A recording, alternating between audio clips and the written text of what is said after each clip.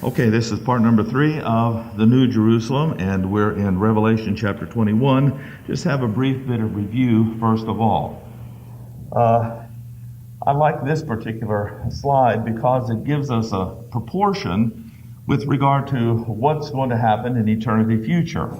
Now, I am not exactly sure if the New Jerusalem is being constructed now. The reason I say that, in John chapter 14, the Lord says, "In my Father's house are many mansions." Now, we can attribute that to the temple in the upcoming kingdom, but certainly part of that idea and concept would be this city that is going to come down here and be a part of the new earth. Now, this city is extremely large. Is it 3,000 miles across the United States of America? I guess it's about that. So 2/3 of the way. That's the base of this city, or just about that. It's 1,500 miles one way, and it's 1,500 miles square. It is a very, very big city.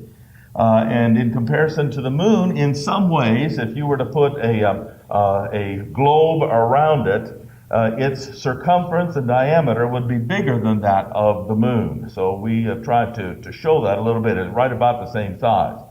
But the importance of its being 1,500 miles square is because its base is going to rest on a portion of land that has been eternally promised to Israel.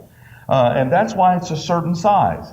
If you take that and put it right where the royal grant is, and that's the name of the concept theologically, the royal grant of land God gave to Abraham. It goes here in Babylon near the Euphrates River. It comes down south to the Nile River. It goes east on into portions of the Arabian Peninsula as it now stands, and then it comes over here into the Mediterranean Sea. Now, you'll remember that in eternity future there is no what? Sea. It's gone. Okay. Now, that reminds us, we have the New Jerusalem coming down sort of cockeyed there. We don't want to do that.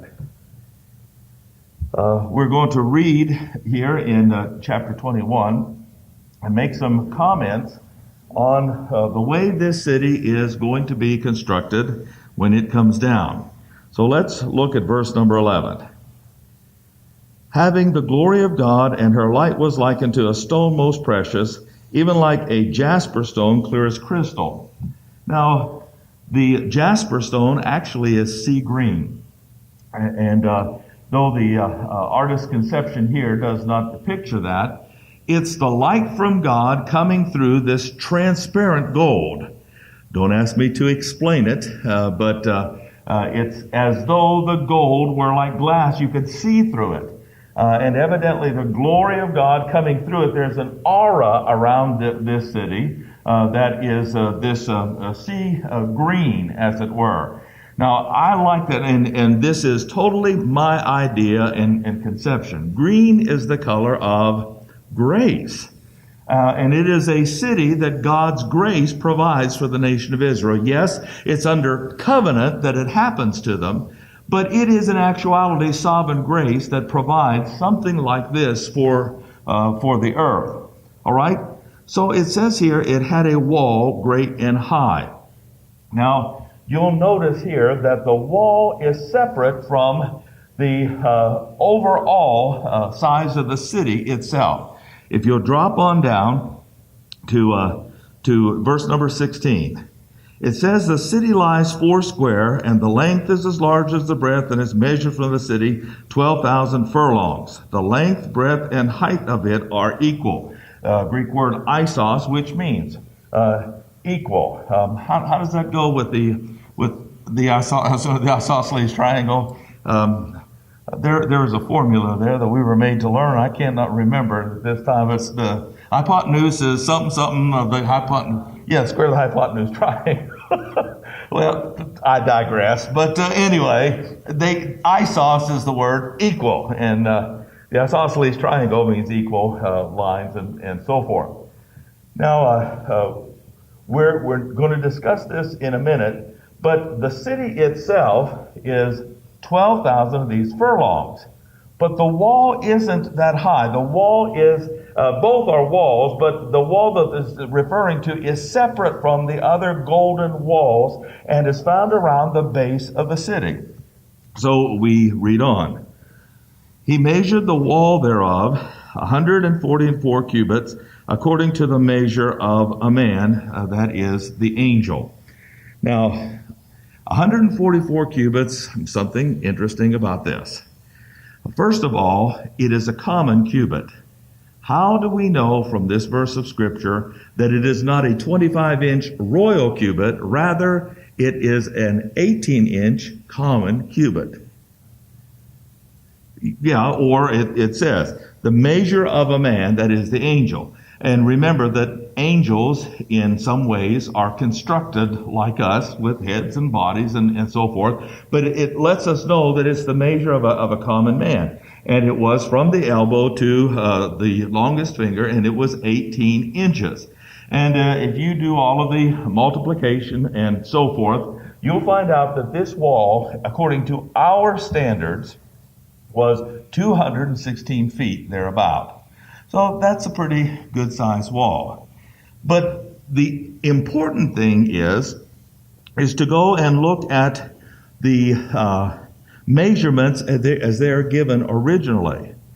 144 cubits.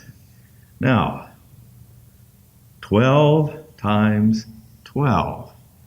So you've got a solidified base here that is referring to the fact that God has appointed this city. God is here, and He is the one that is going to inhabit the city, protect the city. It is a wall. He's going to decorate the city, but everything about this is in reference to the government of earth.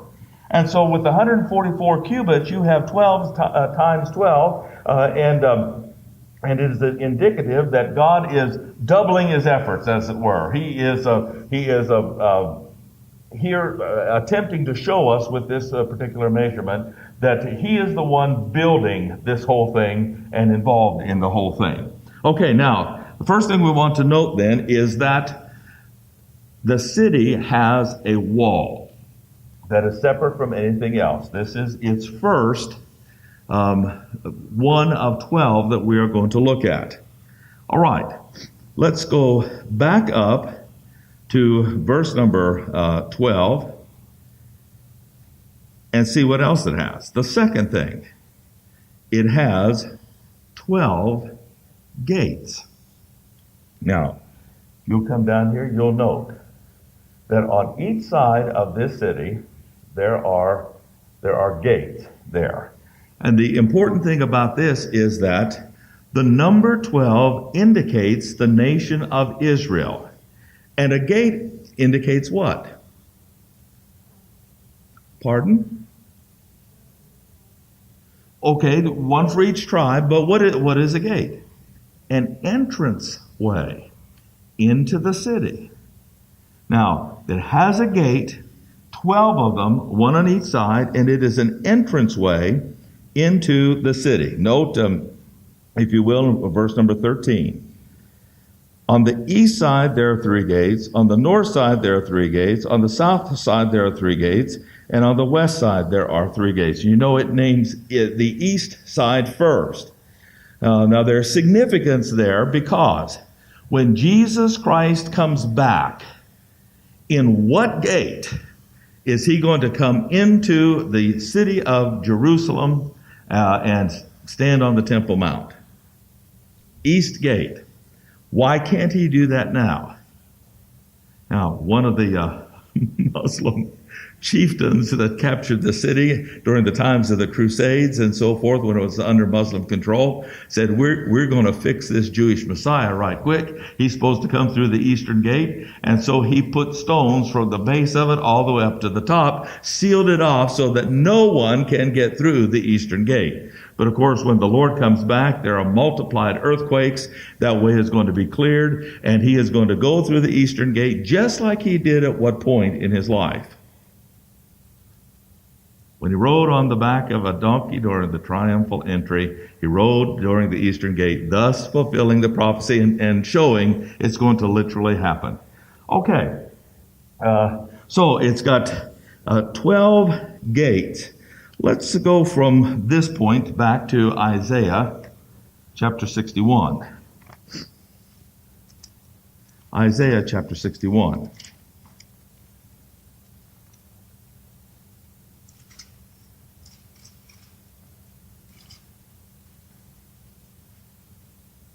Now it has 12 gates, and we're going to see the names on the gates here in just a little bit. But in verse number 6, note the interesting thing about this. It says in verse 6, "But ye shall be named the priests of the Lord.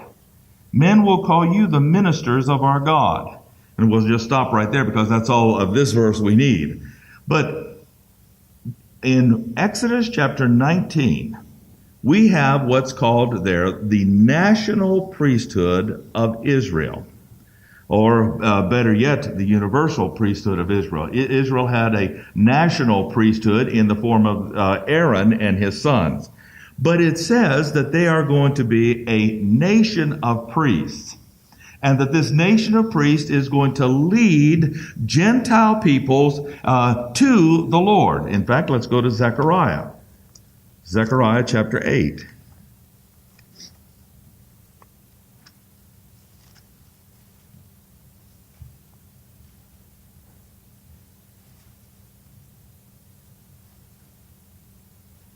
Verse number 20. "Thus saith the Lord of hosts, it shall yet come to pass that there shall come people and inhabitants of many cities, and the inhabitants of one city shall go to another, saying, Let us go speedily to pray before the Lord of hosts, to seek the Lord of hosts. I'll go also. Yea, many people and strong nations shall come to seek the Lord of hosts in Jerusalem, and to pray before the Lord. In those days," verse 23, "it shall come to pass that 10 men shall take hold out of all languages of the nations, even shall take hold of the skirt of him that is a Jew, and say, We will go with you because we have heard that God is with you." So these gates are important because there are 12 of them, and the nations of the world that are saved are going to be able to come into the holy city through Israel's instrumentality. Because part of the Abrahamic covenant is, through you and your seed shall all nations of the world be blessed. So let's go back to Revelation chapter 21.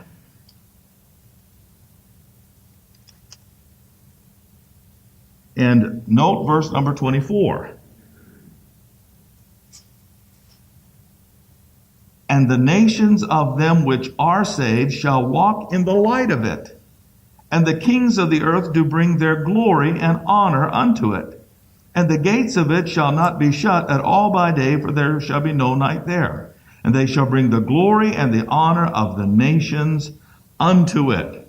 So the importance of these gates is that God provides salvation for not just the Jews, but for the nations of the world, and they have the entrance into God himself, who is in the center of this city, through the Jewish instrumentality. That's why you have 12 gates there. It's so important. Okay, so the gates are the second thing that it has. All right, let's go back. Chapter 21, verse number 12. And it says, the wall, 1, 12 gates, 2, the 12 angels are there. So in front of each of these gates is a guardian angel. Hold your place here and come with me to Matthew 26. Matthew chapter 26, verse number 23.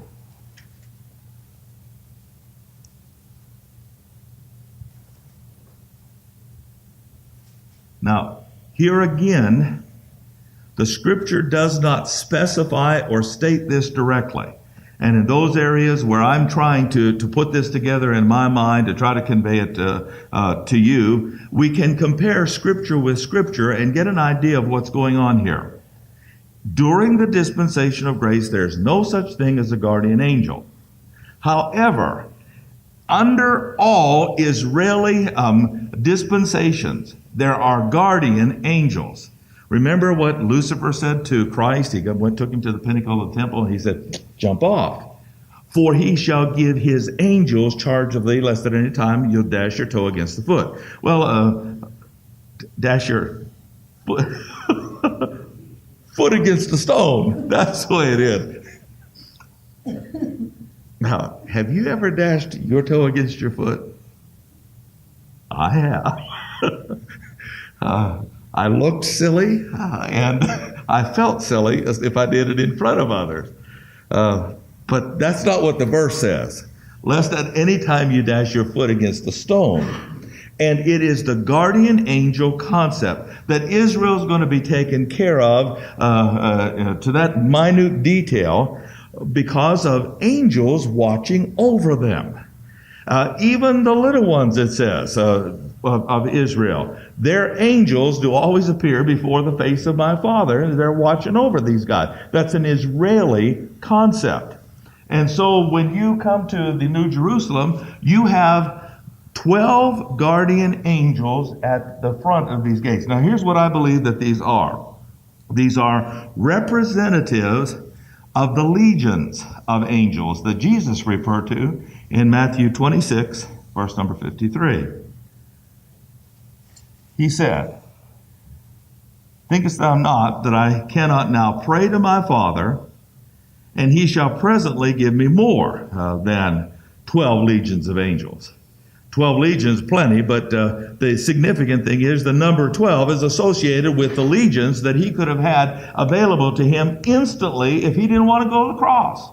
Father, give me 12 I believe the 12 legions of angels would have sufficiently taken care of the Roman legionnaires in those days. But the point that we're trying to make in associating this is that these sentinels, 12 of them around this city, posted at the gates. And by the way, the gates are the only way in. The only way in for people being saved under the Israeli dispensation is through the Israeli instrumentality, through the gates. You've got to be a Jew, and you have to be related to a Jew in order to get to God. And the nations that are saved are going to get to God to worship Him in the New Jerusalem through Israel's instrumentality. And so that's what the reason for these gates, and it's very, very important that we understand that. But the angels, I believe, are guardian angels that are part of or leaders of the 12 legions of angels. And Dan, don't you wish that healing were available in the dispensation of grace? I'd come over there and touch you, change your oil, put a little, and you would. I know I would with this joint business. It hurts. Okay, let's move on down here. And the names are written on the gates. Verse number 12, Revelation 21 again. Sorry, let's go back there. And on each one of these gates, we have the names of one of the tribes of Israel. So that's what it says. The names of the 12 tribes of the children of Israel. We've got the wall with 12 times 12, 1. We've got the gates. We've got the angels. Now we've got the 12 names. Now, the significant thing here is that I believe that the name Judah is the name that is on the middle gate on the east side. Now, there's a reason for that. This is the central gate on the east side, and the east is important. Anytime you're talking about the east with regard to Israel, it's important. Why?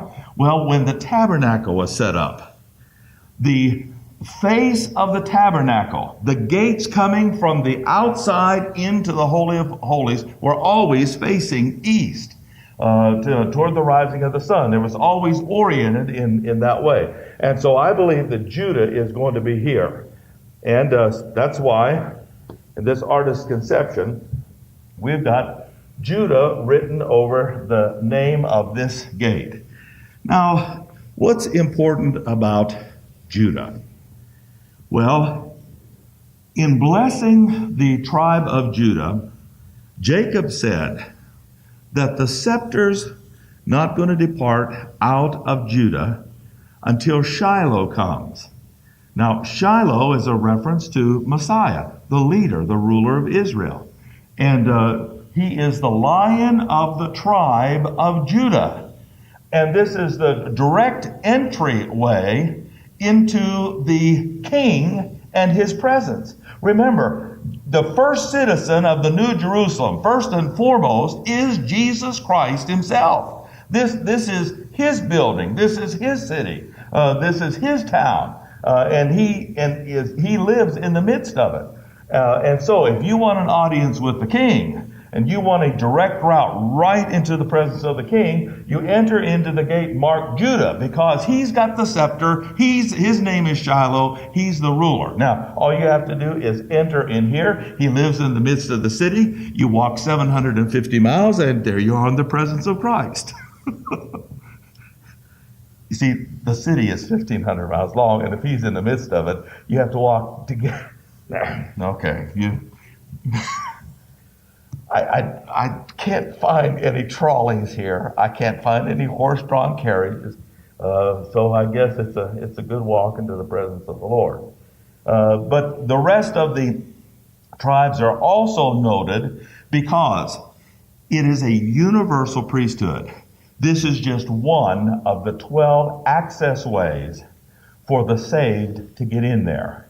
And all Israel is the instrumentality by which the Gentiles are going to be saved.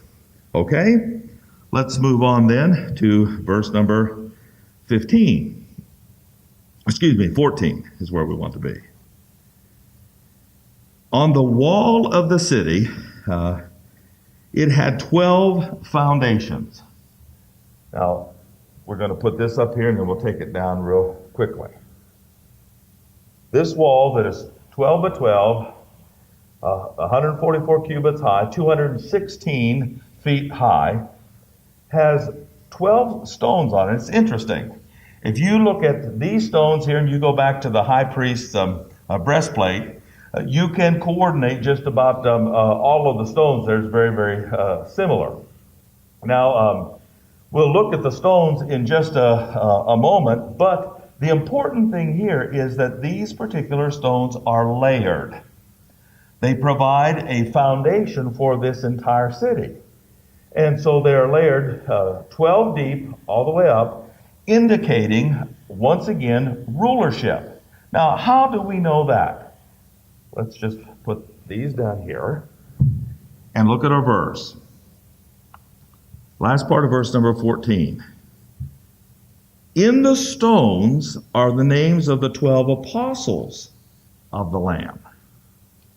Now, you probably can't see it from back there, but the artist who conceived these, Pat Marvinko Smith, a tremendous artist, just fantastic. And by the way, I have permission to duplicate these and the like. And Donna, did I pass out?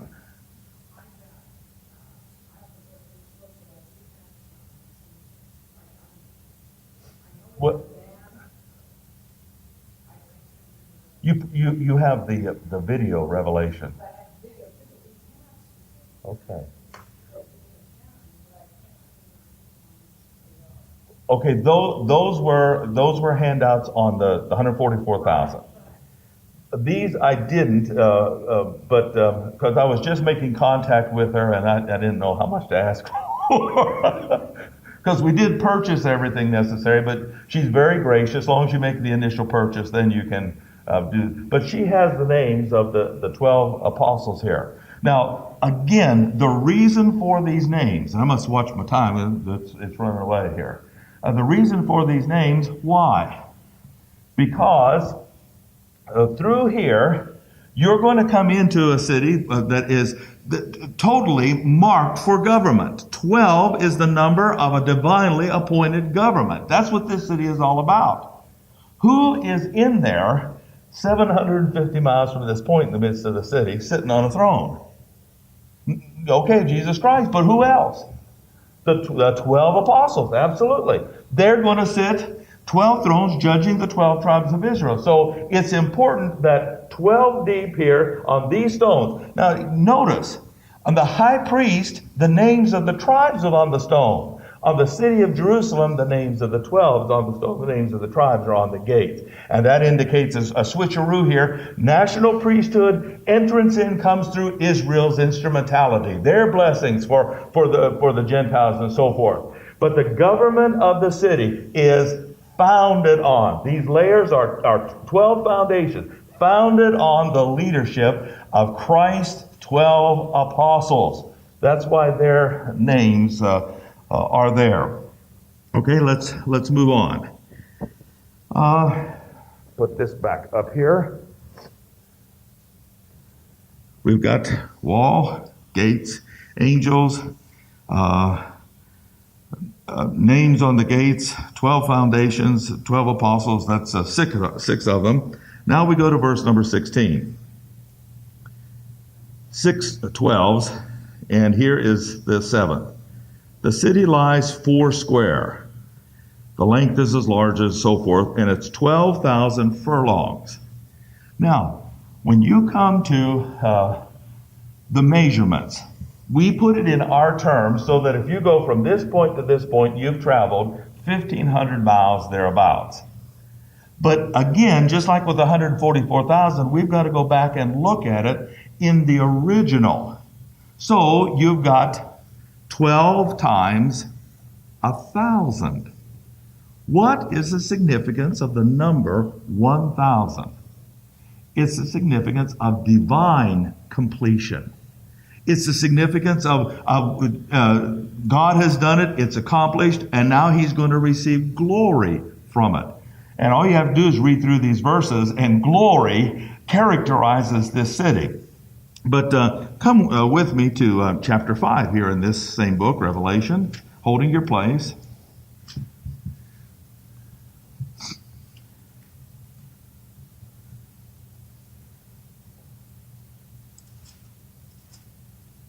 And so verse number 11.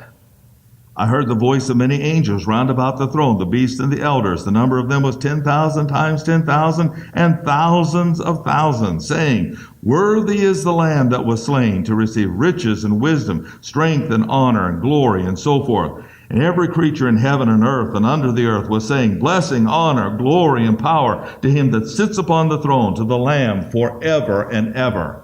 1,000 is the number of divine completion and perfection. God is done. This is it. What you see is what you get. And God is going to be glorified in this city. So he's taken the number 12, showing his divinely appointed government, and put 1,000 there and times it, and that's the size of this city. Let's come back to Daniel chapter 7.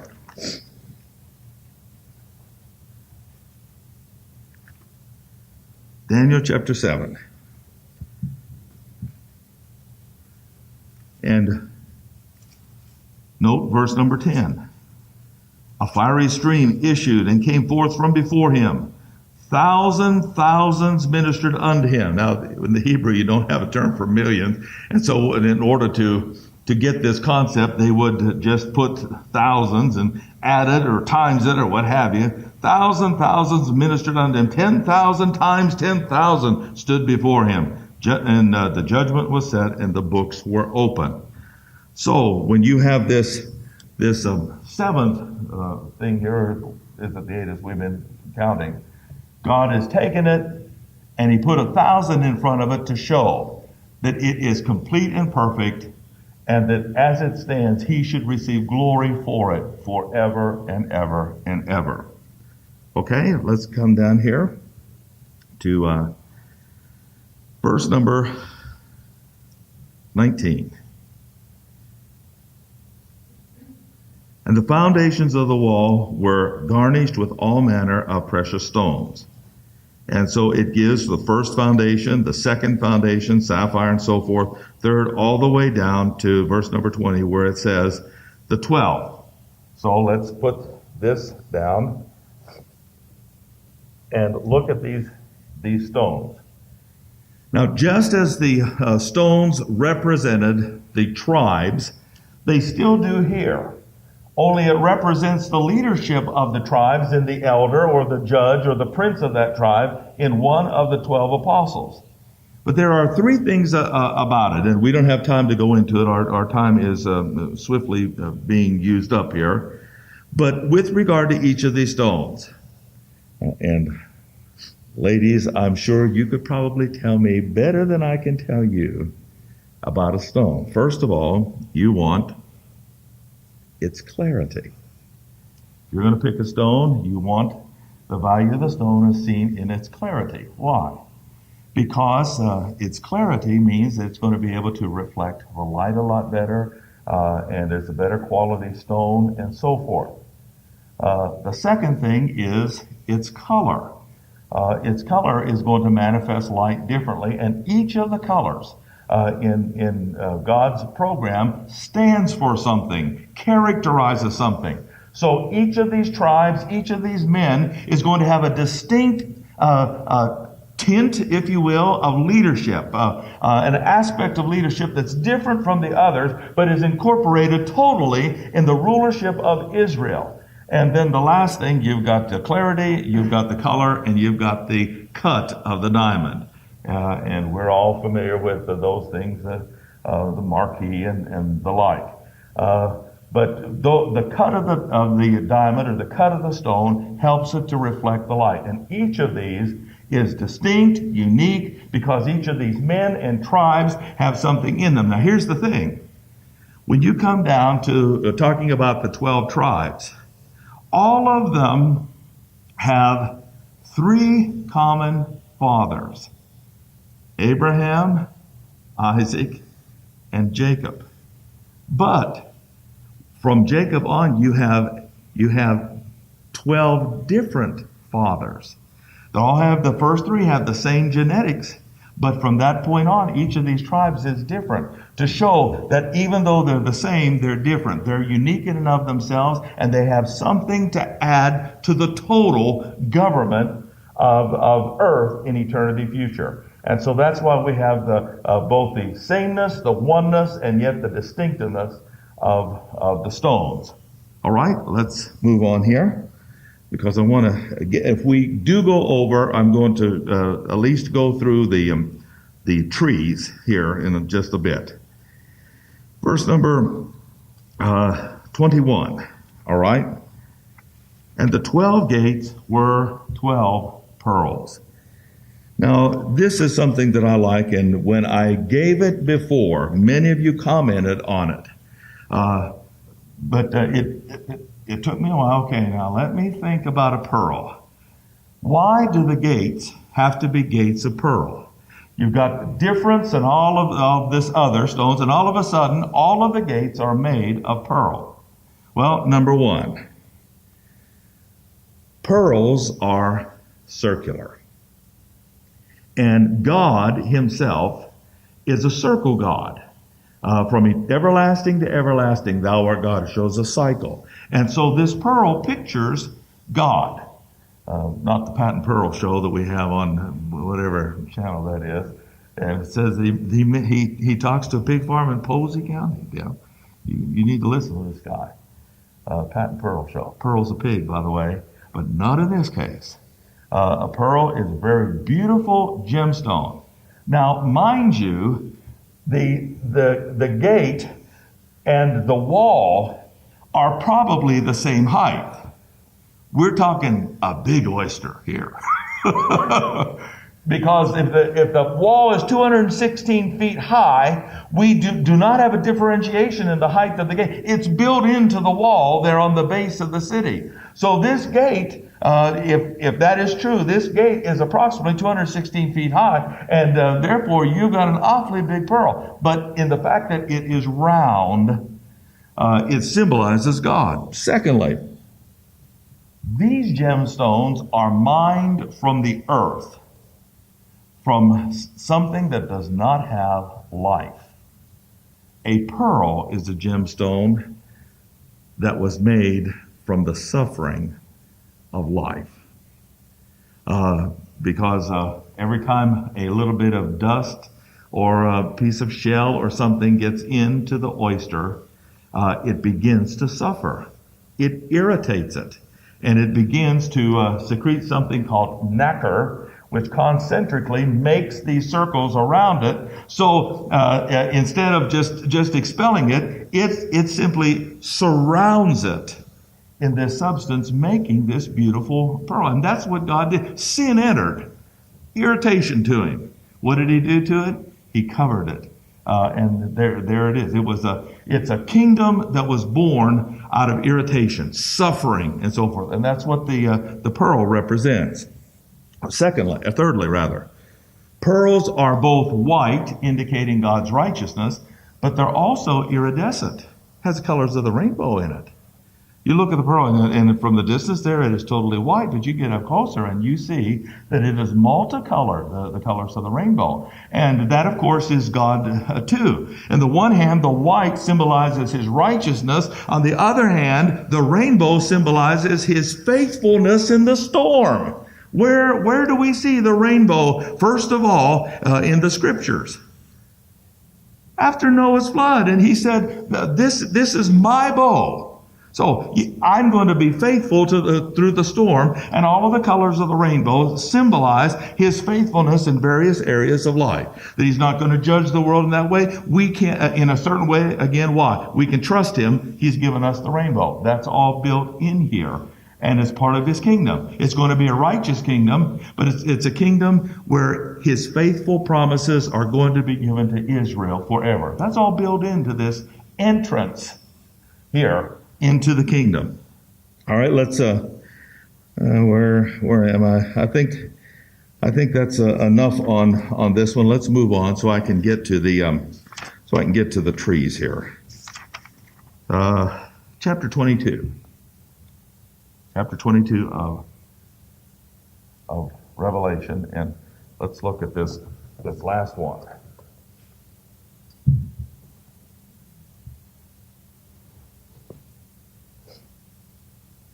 So it says in verse number 22, he showed me a pure river of water of life, clear as crystal, proceeding out of the throne of God and of the Lamb. Verse number 2, in the midst of the street, and on either side of the street, there was the tree of life. Note verse number 27 of chapter 21 says that the Lamb's book of life. So we've got, in this particular city here, we've got the water of life, the book of life, and now we're going to see the tree of life. Verse number 2. In the midst of the street of it, on either side of the river, there was the tree of life, which bare 12 manner of fruits, yielded her fruit every month, and the leaves of the trees were for the healing of the nations. So, quickly, let me count these. Wall, gates, angels, names, foundations, names, the lineal measurements of the city. By the way, there are 12 of those, 4 on each side, and the 4 that connect them, that's 12. The 12,000 furlongs, the 12 pearls, the 12 layers of stones, and now we've got the fruits and the months. So let's look at this. Where it says, verse number 12, in the midst of the street, either side of the river, verse number 2, there was a tree of life which bare 12 manner of fruits, yielded her fruit every month. So 12 months. Now, the significance here is that time is still going to be kept in eternity future. We can look at Isaiah 66 where it says, from one Sabbath to the next, all flesh shall come up. And this is after God makes the new heaven and new earth. Time is still going to be kept. And here we have another indication of that every single month, 12 of them, there is going to be a new fruit. Now here's the interesting thing about this tree of life. It is one species of tree that brings forth 12 manner of fruit. So here is the midst of the city. The glory of God is there. This is where the Lamb lives.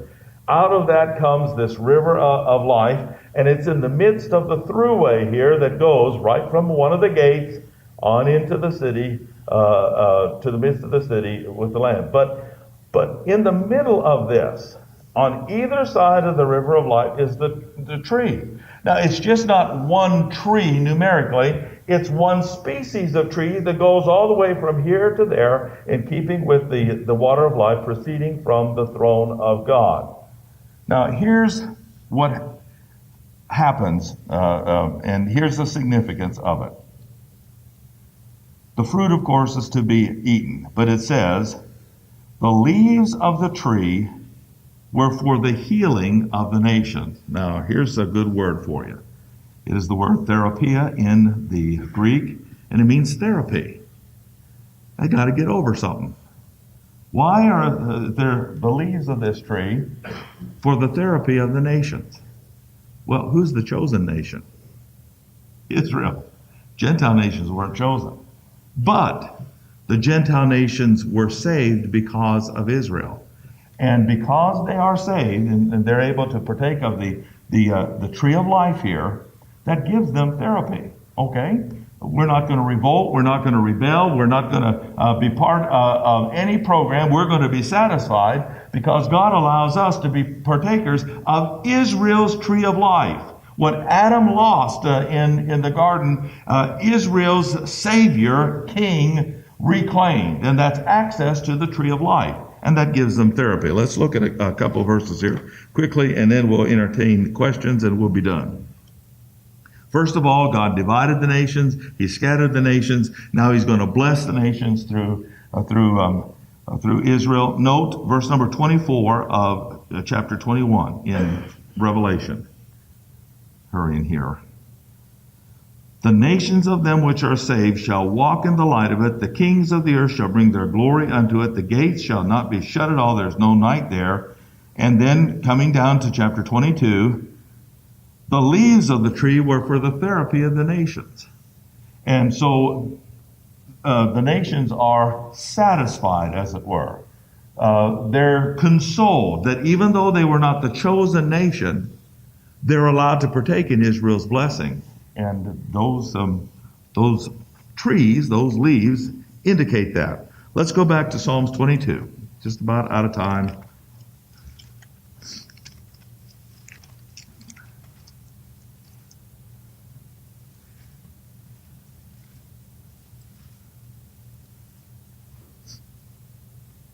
And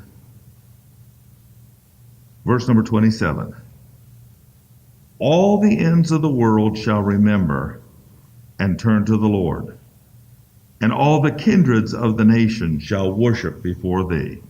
Now this is a reference to what's coming up. This is the future. And it says, the nations of them that are saved are going to walk in the light of it, be part of it, and be able to partake of these trees. For the kingdom is the Lord's, and he is governor of the nations. All they that be fat, now that is, they're blessed upon the earth, and it's referring to not just Israel, but to these nations. Here is the therapy. Those that be fat, it is an indication of God's prosperity and blessing upon the earth, shall eat and worship. And that's exactly what they do. All they that go down to the dust shall bow before him. None can keep his soul alive. But the Gentile nations which were given up are now blessed. The Gentile nations which had no salvation are given access to salvation through Israel. The Gentile nations which had no hope because of the Tower of Babel were now included in the Abrahamic covenant and blessed because of it. and have access to salvation and the tree of life, so they'll live forever.